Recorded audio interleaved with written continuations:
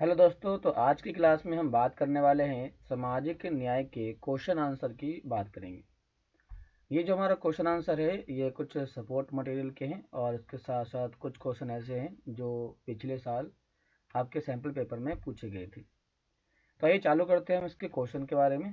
तो कहता है हमारे पास पहला क्वेश्चन, प्राचीन भारतीय समाज में न्याय संबंधी अवधारणा क्या थी। मतलब ये कि प्राचीन समय में न्याय के संबंध में लोगों की क्या अवधारणाएं थी, लोगों की क्या सोच थी, इसके बारे में क्वेश्चन पूछ रहा है आपसे। तो कहता है कि प्राचीन भारतीय समाज में न्याय धर्म के साथ जुड़ा था। मतलब ये हुआ है कि जो न्याय दिया जाएगा, यदि किसी व्यक्ति को जस्टिस देना है तो वह व्यक्ति जस्टिस को धर्म के साथ जोड़ करके देगा। मतलब जस्टिस धर्म के साथ जुड़ा हुआ था और न्यायोचित सामाजिक व्यवस्था कायम रखना राजा का कर्तव्य था। और ये देखा करता था राजा कि क्या समाज के अंदर, हम जो समाज के अंदर न्याय दे रहे हैं, क्या समाज के अंदर दिया गया न्याय धर्म के अनुसार है या नहीं, इसकी पुष्टि करना राजा का कर्तव्य हुआ करता था।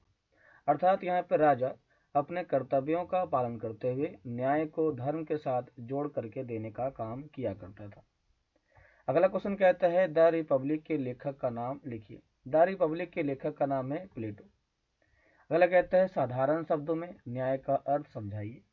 तो कहता है कि प्रत्येक व्यक्ति को उसका वाजिब हिस्सा, अर्थात यहाँ पर एवरी पर्सन को उसका जो शेयर होता है यदि दे दें तो यही न्याय है। मतलब ये हुआ कि एक रोटी का जो वाजिब हिस्सा होता है दो लोगों के लिए वो आधा आधा होता है। यदि दोनों लोगों को हम आधा आधा हिस्सा बराबर बराबर भागों में बांट के देते हैं तो यही क्या है, यही न्याय है, यही उनका जस्टिस है। अगला क्वेश्चन कहता है सामाजिक न्याय को बढ़ावा देने का तरीका क्या हो सकता है। मतलब ये हुआ कि यदि हम सामाजिक न्याय को बढ़ावा देना चाहते हैं तो हम किस तरीके का इस्तेमाल कर सकते हैं। इसमें कहता है कि पारिश्रमिक या कर्तव्यों का वितरण करते समय लोगों की विशेष जरूरतों का ख्याल सिद्धांत सामाजिक न्याय को बढ़ावा देने का तरीका माना जा सकता है। मतलब ये हुआ कि यदि हम सामाजिक न्याय को बढ़ावा देना चाहते हैं तो सामाजिक न्याय को बढ़ावा देने के लिए हम ये ध्यान रखेंगे कि जो लोग विशेष जरूरतों का भागीदारी हैं उन्हें दिया जाए। मतलब ये हुआ कि यदि कोई व्यक्ति विकलांग है तो विकलांग व्यक्ति को हमें विशेष सुविधा देनी होगी और जो व्यक्ति शारीरिक रूप से बेहतर है उसे थोड़ा सा कम अधिकार देना होगा। इसके साथ साथ हमारा समाज के अंदर जो एससी और एसटी, इनके साथ महिलाएं और इनके साथ जो पहले के समय में सामाजिक भेदभाव हुआ है उनके साथ न्याय देने के लिए उनके हम विशेष जरूरतों का ख्याल रखेंगे और यही सामाजिक न्याय को बढ़ावा देने का सबसे बेहतर तरीका माना जाता है, ऐसा इसके अंदर लिखा गया है। अगला इसमें कहता है कि समान लोगों के प्रति समान व्यवहार या बर्ताव से क्या आशय है। मतलब ये कहना चाहता है कि समान लोगों के प्रति हम जो एक समान बर्ताव करते हैं, व्यवहार करते हैं, इसका क्या मतलब होता है। तो इसमें हमारे पास पहला पॉइंट में कहता है क्या, इसमें हमारे पास कहता है कि लोगों के साथ वर्ग, जाति, नस्ल या लिंग के आधार पर भेदभाव ना किया जाए और अलग अलग जातियों के दो व्यक्ति यदि एक ही काम करते हों तो चाहे वो पत्थर तोड़ने का काम हो या पिज्जा बांटने का, उन्हें समान पारिश्रमिक मिलना चाहिए। मतलब यहाँ पर ये कहना चाहता है, यहाँ पर ये साफ साफ कहना चाहता है कि एक जैसे काम है तो एक जैसे काम के लिए दो व्यक्ति को, चाहे व्यक्ति ए हो या बी हो, दोनों को equal equal equal equal wages मिलने चाहिए, अर्थात उन्हें वेतन मिलना चाहिए, इनकम मिलना चाहिए। तो हम जो उनके इनकम की बात कर रहे हैं, उनके यदि एक जैसी इनकम है, यदि उनके एक जैसा काम है तो उनका इनकम भी एक जैसा होना चाहिए, उनका एक जैसा आपका पैसा मिलना चाहिए। इसी को हम कहते हैं यहाँ पर सामाजिक, अर्थात समान लोगों के प्रति समान बर्ताव कहते हैं। अगला इसमें कहता है न्यूनतम आवश्यकताओं की अवधारणा। न्यूनतम आवश्यकता अर्थात मिनिमम रिक्वायरमेंट जो हमारे यहाँ पर शामिल किया गया है, वह मिनिमम रिक्वायरमेंट किस पंचवर्षीय योजना में शामिल किया गया। तो इसे पांचवी पंचवर्षीय योजना 1974 से 1989 के बीच में इसे अपनाया गया। अगला कहता है सरकारी नौकरी में आरक्षण के प्रस्ताव के विशेष फूटे आंदोलन का नाम बताइए। तो सरकारी नौकरी में जो आरक्षण का प्रावधान किया गया था, ये सरकारी नौकरी में आरक्षण का प्रावधान ओबीसी के लिए किया गया था और ओबीसी के लिए 27% का आरक्षण किया गया था। इस आरक्षण के खिलाफ जो यहाँ पर विरोध प्रदर्शन होता है उसका नाम है मंडल कमीशन विरोधी आंदोलन 1990 में चालू किया गया था। अगला कहता है सामाजिक न्याय की स्थापना के लिए, सामाजिक न्याय की स्थापना के लिए किस भारतीय दार्शनिक का योगदान सर्वोपरि है, सबसे ऊपर है? उनका नाम है डॉक्टर भीमराव अंबेडकर। डॉक्टर भीमराव अंबेडकर ने हमारे देश के अंदर एससी और एसटी के लिए विशेष सुविधाओं का विशेष काम किया गया था और इसीलिए इन्हें भारतीय दार्शनिक का इनका महत्वपूर्ण योगदान देखा जाता है। कहता है न्यायपूर्ण बंटवारे से क्या अभिप्राय है? न्यायपूर्ण बंटवारे से आप क्या समझते हैं? तो कहता है वस्तुओं और सेवाओं का यदि हम न्यायपूर्ण वितरण करते हैं, यदि हम सभी व्यक्तियों के बीच में वस्तु और सेवा का एक समान रूप से बंटवारा करते हैं तो उसे न्यायपूर्ण बंटवारा कहते हैं। इसका मतलब ये हुआ कि यदि हमें न्यायपूर्ण बंटवारा करना है तो व्यक्ति ए और व्यक्ति बी के बीच में हमें हर एक चीज़ों को, चाहे वो गुड्स हो या फिर वो सर्विस हो, उन दोनों को आपस भागों में इक्वल डिवाइड कर देना चाहिए। मतलब ये हुआ कि यदि इन्हें 2 kg हम राशन देते हैं तो इन्हें भी 2 kg राशन दिया जाना चाहिए। इसे हम कहते हैं यहाँ पर न्यायपूर्ण बंटवारा यहाँ पर कहते हैं। अगला कहता है 2 अंकों वाले प्रश्न। पहला कहता है सामाजिक न्याय डैश और डैश का सामंजस्य है। तो सामाजिक न्याय जो है वह व्यक्तिगत अधिकारों और सामाजिक अधिकारों का सामंजस्य है। यहाँ पे कहता है रॉल्स की अज्ञानता के आवरण का तात्पर्य समझाइए। रॉल्स ने अज्ञानता के आवरण के बारे में जो अपना अर्थ बताया है वो क्या बताया है? तो यहाँ पे कहता है कि हम खुद को ऐसी परिस्थिति में होने की कल्पना करें जहाँ हमें फैसला लेना है। मतलब कि आप एक ऐसे समाज में हैं जहाँ पर आपको समाज के लिए फैसला लेना है। तो समाज के लिए आपको क्या फैसला लेना है? तो समाज को आपको कैसे संगठित करना है, इकट्ठा करना है। और इसके साथ हमें ये भी पता ना हो कि समाज में हमारी जगह क्या होगी, तब हम ऐसा निर्णय लेंगे जो सभी के लिए हितकर हो।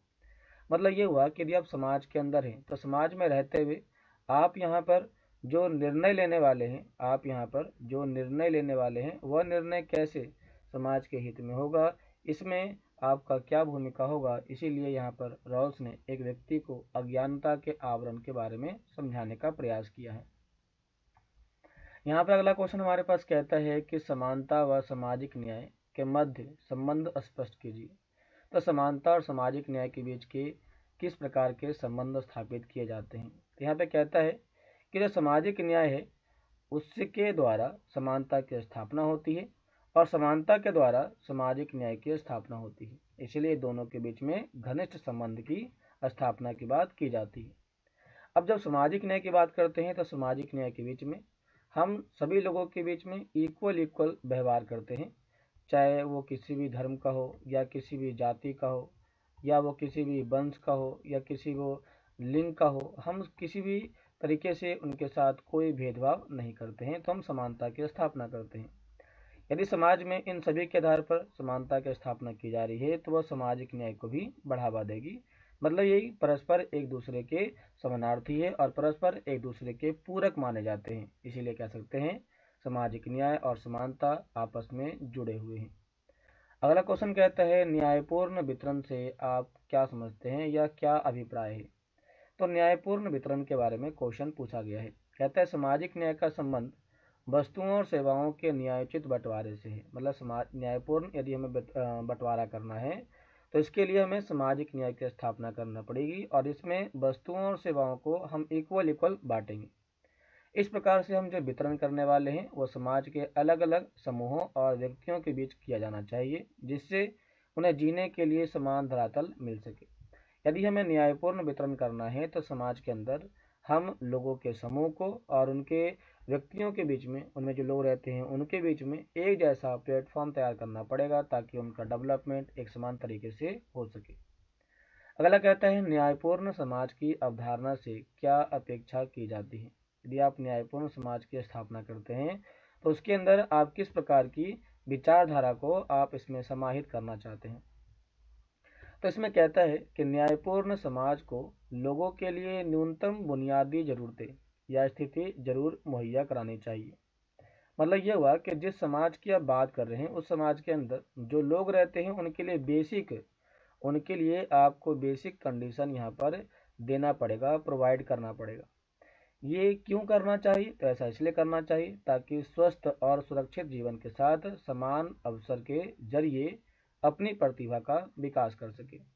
मतलब ये हुआ कि जो व्यक्ति यहाँ पर एकदम बेकार है, एकदम पिछड़ा हुआ है, यदि हम उनके लिए एक बेसिक कंडीशन की व्यवस्था करते हैं और उनको स्वास्थ्य और सुविधा देते हैं तो वह दूसरों के समान आकर के एक धरातल पर आकर के लड़ाई कर सकते हैं, अर्थात अपनी प्रतिभा का विकास और अवसर के लिए अपने आप को बढ़ा सकते हैं। इसी में क्वेश्चन और भी कहता है कि संयुक्त राष्ट्र संघ की इकाइयों ने यूएनओ के जो ब्रांचेज होते हैं उनके द्वारा न्यूनतम आवश्यकता में किन वस्तुओं को शामिल किया गया। यदि हम न्यूनतम आवश्यकताओं को चीज़ों को देना चाहते हैं तो हम क्या क्या चीज़ें शामिल करेंगे।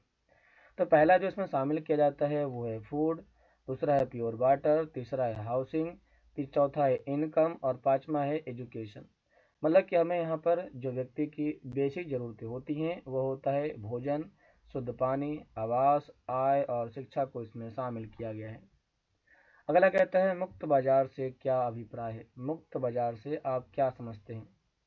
यहाँ पे कहता है मुक्त बाजार के बारे में कि मुक्त बाजार के समर्थक खुली प्रतिद्वंदिता के पक्षधर होते हैं। खुली प्रतिद्वंदिता मतलब ये हुआ कि यहाँ पर दो लोग आपस में लड़ाई लड़ेंगे और वो भी ओपन चैलेंज होगा, दोनों के सामने एक जैसा चैलेंज होगा।